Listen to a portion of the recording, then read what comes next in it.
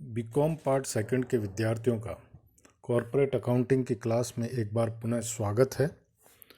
प्रिय विद्यार्थियों, आज हम कंपनियों का आंतरिक पुनर्निर्माण इंटरनल रिकंस्ट्रक्शन ऑफ कंपनीज नामक चैप्टर ले रहे हैं और उसका अध्ययन हमें करना है।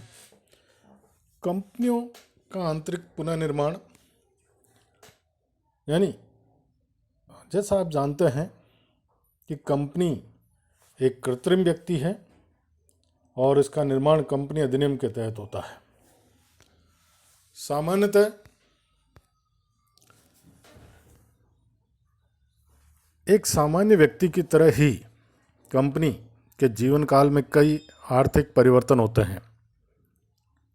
ऐसे समय जब कंपनी का चिट्ठा रूपी शरीर कई कारणों से अस्वस्थ हो जाता है, बीमार हो जाता है, तो आवश्यकता होती है एक शल्य क्रिया की, सर्जरी की, जिसे कंपनी के आर्थिक स्वास्थ्य में सुधार कर पुनः जीवन प्रारंभ कर सके।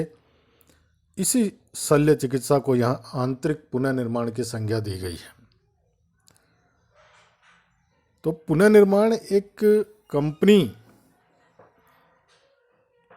के दोबारा निर्माण के लिए अपनाई जाने वाली प्रक्रिया है कि जब किसी कंपनी को लगातार हानि होने के कारण उसकी हानियां बहुत बड़ी मात्रा में एकत्रित हो जाती है, या कंपनी वित्तीय कठिनाइयों का सामना कर रही हो, अथवा कंपनी अति पूंजीकृत ओवर कैपिटलाइज्ड हो, तो उसके पुनर्निर्माण की आवश्यकता होती है। कंपनी का पुनर्निर्माण आंतरिक और बाह्य, इंटरनल एंड एक्सटर्नल हो सकता है। आंतरिक पुनर्निर्माण क्या होता है? Internal reconstruction. आंतरिक पुनर्निर्माण के अंतर्गत कंपनी का अस्तित्व को कायम रखते हुए उसकी पूंजी संरचना, कैपिटल स्ट्रक्चर में आवश्यक परिवर्तन किया जाता है। यह एक ऐसी योजना है जिसके अंतर्गत कंपनी को घाटे की स्थिति से निकालकर लाभ की स्थिति में पहुंचाने का प्रयास किया जाता है। इसमें कंपनी का समापन नहीं होता है। ये एक बहुत बड़ी बात है कि आंतरिक पुनर्निर्माण कंपनी के समापन से बचने का एक विकल्प है, जिसमें कंपनी को अपनी स्थिति सुधारने का एक अवसर और प्राप्त होता है। कि जिस प्रकार एक मनुष्य की बीमारी अत्यधिक बढ़ जाने पर उसका निदान एक बड़ी शल्य क्रिया से ही संभव हो पाता, ठीक उसी प्रकार एक कंपनी के आर्थिक जीवन, इकोनॉमिक लाइफ में संकट उत्पन्न हो जाने पर आंतरिक पुनर्निर्माण रूपी शल्य क्रिया से कंपनी अपनी जर्जर हालत से निकलकर स्वस्थ आर्थिक जीवन प्रारंभ कर सकती है।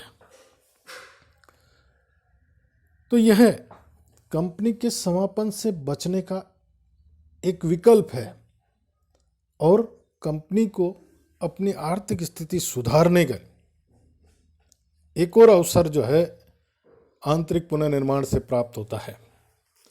कंपनी के आंतरिक पुनर्निर्माण कब जरूरी हो जाता है? जब कंपनी की पूंजी संरचना अत्यधिक क्लिष्ट यानी टिपिकल हो, तो उसे सरल या सुविधाजनक बनाना हो। जब कंपनी की पिछले वर्षों की एकत्रित हानियां बहुत अधिक हो और उन्हें अपलिखित करना आवश्यक हो, ताकि भविष्य में कंपनी लाभांश घोषित कर सके। जब कंपनी के अंशों के अंकित मूल्य में परिवर्तन की आवश्यकता हो, ताकि वे भावी विनियोजकों के लिए आकर्षक बन सके। जब कंपनी की समता अंश पूंजी और स्थिर लागत पूंजी के मध्य संबंध अर्थात पूंजी मिलान अनुपात, कैपिटल गियरिंग रेशियो उचित ना हो, और जब कंपनी के चिट्ठे में प्रदर्शित संपत्तियां पूंजी का पूर्ण रूप से प्रतिनिधित्व नहीं करती हो, अर्थात चिट्ठे में संपत्तियों को उनके उचित मूल्य से अधिक मूल्य पर दिखाया गया हो और उन्हें सही मूल्य पर लाना हो। तो ये जब दशाएं हैं जब कंपनी का आंतरिक पुनर्निर्माण जरूरी हो जाता है, वांछनीय हो जाता है। अब कंपनी के आंतरिक पुनर्निर्माण में कौन कौन से कार्य होते हैं जिनको हम आंतरिक पुनर्निर्माण के प्रारूप फॉर्म्स ऑफ इंटरनल रिकंस्ट्रक्शन कहते हैं। आंतरिक पुनर्निर्माण के प्रारूप निम्न प्रकार हैं। इसमें जो कार्य होते हैं उनको मुख्य तौर पे 3 भागों के अंतर्गत बांटते हैं। तो आंतरिक पुनर्निर्माण के अंतर्गत जो काम होता है, सबसे पहला जिसे हम कह सकते हैं अंश पूंजी में परिवर्तन, अल्टरनेशन ऑफ शेयर कैपिटल। दूसरा जो कार्य होता है अंश पूंजी में कमी करना, रिडक्शन इन शेयर कैपिटल। और तीसरा कंपनी के सदस्यों, ऋण पत्रधारियों एवं लेनदारों के साथ अनुविन्यासन की योजना, scheme of arrangement with members, debenture holders and creditors of the company. तो ये आंतरिक पुनर्निर्माण के प्रारूप हैं जो कि एक कंपनी द्वारा किए जा सकते हैं। तो इन समस्त यानी तीनों कार्यों में से हम एक एक को लेंगे, अध्ययन करेंगे और इसमें क्या जो होता है, क्या कार्य होता है उसको हम सीखेंगे। इसमें हम पहला लेते हैं अंश पूंजी में परिवर्तन, अल्टरनेशन इन शेयर कैपिटल। एक अंशों द्वारा सीमित कंपनी अधिनियम 2013 की धारा 61 के अंतर्गत अपनी अंश पूंजी में परिवर्तन कर सकती है यदि कंपनी के पार्षद अंतर्नियम अनुमति देते हों तथा कंपनी की साधारण सभा में इस आशय का प्रस्ताव किया गया हो। तो अंश पूंजी में परिवर्तन करके आंतरिक पुनर्निर्माण किया जा सकता है, कंपनी की आर्थिक स्थिति को सुधारा जा सकता है या संशोधित किया जा सकता है। अब अंश पूंजी में परिवर्तन किस प्रकार से किया जा सकता है, कौन कौन से कार्य हैं जो अंश पूंजी में परिवर्तन, जिनके माध्यम से हम अंश पूंजी में परिवर्तन कर सकते हैं। जिसमें पहला आता है नए अंशों के निर्गमन द्वारा अंश पूंजी को बढ़ाना। दूसरा जो कार्य है इसी में अंशों का समेकन, अंशों का उपविभाजन। तीसरा, चौथा आपका अंशों का स्टॉक में और स्टॉक को अंशों में बदलना, अनिर्गमित अंशों को रद्द करना। ये जो 5 कार्य हैं, ये कार्य जो है अंशों पूंजी में परिवर्तन कहलाते हैं। तो पहला हम जो लेते हैं कि नए अंशों के निर्गमन द्वारा अंश पूंजी को बढ़ाना, increase in share capital by issue of new shares. जब किसी कंपनी को अतिरिक्त पूंजी की आवश्यकता पड़ती है तो वह नए अंशों का निर्गमन करके अपने अंश पूंजी को बढ़ा सकती है। यदि कंपनी ने अपनी अधिकृत पूंजी के समस्त अंश निर्गमित नहीं कर रखे हैं तो शेष अंशों का निर्गमन कर दिया जाता है। और यदि कंपनी अपनी संपूर्ण अधिकृत पूंजी को पहले ही निर्गमित कर चुकी है तो नए अंशों का निर्गमन द्वारा अपनी अधिकृत अंश पूंजी को बढ़ाकर पूंजी प्राप्त करने के लिए अंशों का निर्गमन कर सकती है। ये धारा 62 के अंतर्गत जो है दिया गया। अधिकृत अंश पूंजी को बढ़ाने के लिए हालांकि कंपनी के पार्षद सीमा नियम, मेमोरेंडम ऑफ एसोसिएशन में आवश्यक परिवर्तन करना होता तथा प्रतिभूति विनिमय बोर्ड सेबी की अनुमति भी लेनी होगी। कंपनी के अधिकृत अंश पूंजी बढ़ाने के संबंध में कोई लेखा प्रविष्टियां नहीं की जाएगी, लेकिन नए अंशों के निर्गमन के संबंध में लेखा प्रविष्टियां हम उसी प्रकार करेंगे जैसा कि अंशों के निर्गमन के समय सामान्यतः की जाती है, जो कि हम पहले चैप्टर में पढ़ चुके हैं। तो नए अंशों के निर्गमन के समय जो जर्नल एंट्रियां की जाती है वो उसी प्रकार की जाएंगी जो कि हम पहले सीख चुके हैं, पढ़ चुके हैं। तो नए अंशों के निर्गमन द्वारा अंश पूंजी को बढ़ाया जा सकता है। नए कुछ चीज़ें इसमें हमें ध्यान में रखनी होगी कि जो नए अंश निर्गमित किए जाएंगे अंश अधिकृत पूंजी को बढ़ा करके या ऑथराइज पूंजी जो है अगर पहले से कम निर्गमित है तो उसको और निर्गमित करके अगर किया जाता है तो धारा 62 के अंतर्गत जो नए अंश प्रस्तावित किए जाएंगे वो वर्तमान जो अंशधारी है उन्हीं को अधिकार होता है, पहले प्रस्तावित किए जाएंगे, और जब वह उसको नहीं खरीदते हैं तब दूसरों को, अन्य को दिए जाएंगे। ये एक बात ध्यान में रखनी होगी। बाकी जनरल प्रविष्टियाँ जो है लेखांकन की दृष्टि से वही की जाएगी जो हम सीख चुके हैं, पहले कर चुके हैं। दूसरा जो पॉइंट आता है अंशों का समेकन, कंसोलिडेशन ऑफ शेयर्स, कि जब किसी कंपनी के कम मूल्य वाले अंशों को अधिक मूल्य वाले अंशों में बदला जाता है तो इसे अंशों का समेकन कहते हैं। हालांकि अंशों के समेकन से कंपनी की कुल पूंजी में कोई अंतर नहीं आता है, लेकिन अंशों की संख्या कम हो जाती है। उदाहरण के तौर पे जैसे एक कंपनी के 20 रुपये वाले 50,000 अंश निर्मित किए हुए हैं और कंपनी इन अंशों का मूल्य 100 रुपये प्रति अंश करना चाहती है,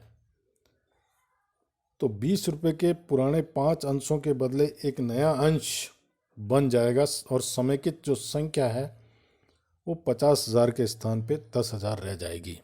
यानी इसमें अंशों के समेकन में कंपनी की कुल पूंजी अप्रभावित रहती है, केवल अंशों की संख्या में परिवर्तन हो जाता है और अंशों की संख्या कम हो जाती है।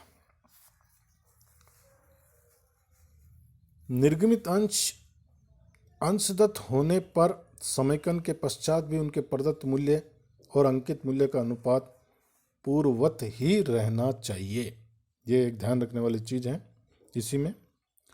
और अंशों के समेकन से सदस्यों द्वारा धारित अंशों की संख्या में परिवर्तन हो जाता है, तो यानी इसके लिए कंपनी द्वारा अपने सदस्यों के रजिस्टर, जो अंशधारियों का रजिस्टर है, उसमें आवश्यक संशोधन कर दिया जाता है।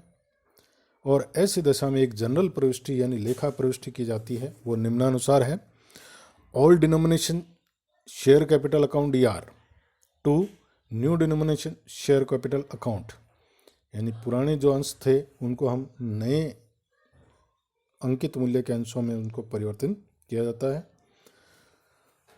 दूसरा जो एक और काम इसमें होता है अंशों का उपविभाजन, sub division of shares.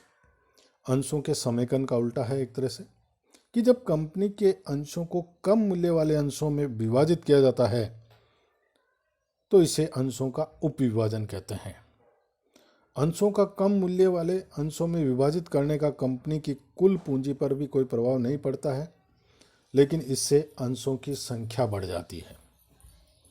Company अपने समस्त अंशों का या उसके किसी भाग का उपविभाजन कर सकती है, और ऐसा जो प्राय छोटे विनियोजकों को आकर्षित करने के लिए किया जाता है, ताकि छोटे जो विनियोजक हैं वो उन अंशों को खरीद सकें।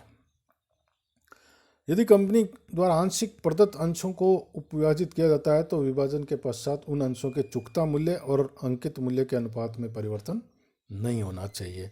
ये भी ध्यान में रखने वाली चीज़ है हमें, कि उनके चुकता मूल्य और अंकित मूल्य के अनुपात में परिवर्तन नहीं होना चाहिए। जैसे एक कंपनी के 100 रुपये वाले 6,000 अंश निर्गमित किए हुए थे और इन पर 75 रुपये प्रति अंश मांगा और भुगतान किया जा चुका है। अब कंपनी इन अंशों पर का मूल्य 10 रुपये प्रति अंश करना चाहती है, तो 100 रुपये पुराने एक अंश के बदले 10 अंश बन जाएंगे, जिनका प्रत्येक का चुकता मूल्य 7 रुपये 50 पैसे होगा और अंशों की संख्या 6,000 के स्थान पे 60,000 हो जाएगी। इस संबंध में भी जो जनरल प्रविष्टि की जाएगी वो सेम उसी तरह होगी कि all denomination share capital account DR to new denomination share capital account, ये जनरल प्रविष्टि जो है की जाएगी। तो ये 3 जो चीज़ें थी, अभी हमने 3 पढ़ी है, और भी हैं आगे, कि अंशों को स्टॉक में बदलना अथवा स्टॉक को अंशों में बदलना, conversion of shares into stock और स्टॉक इनटू शेयर्स। कंपनी अपने पूर्ण प्रदत्त अंशों को स्टॉक में और स्टॉक को पूर्ण प्रदत्त अंशों में परिवर्तित कर सकती है। अंशों को स्टॉक में बदलने पर सदस्यों के पास अंशों की निश्चित संख्या के स्थान पर स्टॉक पूंजी का एक निश्चित भाग होगा और अंशों को स्टॉक में परिवर्तन करने से किसी भी मूल्य की स्टॉक पूंजी को किसी अन्य को स्थानांतरित किया जा सकता है। ऐसे परिवर्तन की सूचना 1 माह के भीतर कंपनियों के रजिस्ट्रार को देनी होती है और कंपनी द्वारा सदस्यों के रजिस्टर में भी अंशों की संख्या के बजाय स्टॉक की रकम सदस्यों के नाम दर्ज की जाती है। इस संबंध में जो जनरल प्रविष्टियाँ की जाती है संक्षेप में वो निम्न प्रकार है। अंशों के स्टॉक में परिवर्तन पर equity share capital account to equity stock account, और दूसरी, अगर स्टॉक का पूर्ण प्रदत्त अंशों में परिवर्तन किया जाता है तो equity stock account debit to equity share capital account. एक और जो अंतिम काम है इसके अंतर्गत कि अनिर्गमित अंशों को रद्द करना अंश पूंजी में परिवर्तन का ही एक हिस्सा है कि धारा 61 में के अनुसार एक कंपनी द्वारा अपने समस्त अनिर्गमित अंशों को रद्द कर कंपनी की अंश पूंजी में कटौती नहीं मानी जाती है। चूंकि ऐसे अंशों के संबंध में कंपनी की पुस्तकों में कोई लेखा किया हुआ नहीं होता है, अतः इनको रद्द करने के लिए कोई लेखा प्रविष्टि नहीं की जाती है। केवल कंपनी के स्थिति विवरण में अधिकृत पूंजी में आवश्यक समायोजन कर लिया जाता है, यानी कैंसिलेशन ऑफ अनइश्यूड शेयर। जो अंश निर्गमित ही नहीं हुए हैं उनको अनिर्गमित अंश कहते हैं और उन अंशों को रद्द कर दिया जाता है। तो अंश पूंजी में परिवर्तन के लिए ये 5 कार्य जो है वो किया जाता है। इन्हीं को अल्टरेशन इन शेयर कैपिटल कहा जाता है। ये आंतरिक पुनर्निर्माण का एक प्रारूप ही है। धन्यवाद। वीडियो को सुने, पढ़ें, देखें और कोई समस्या हो तो मेरे से संपर्क करें। धन्यवाद।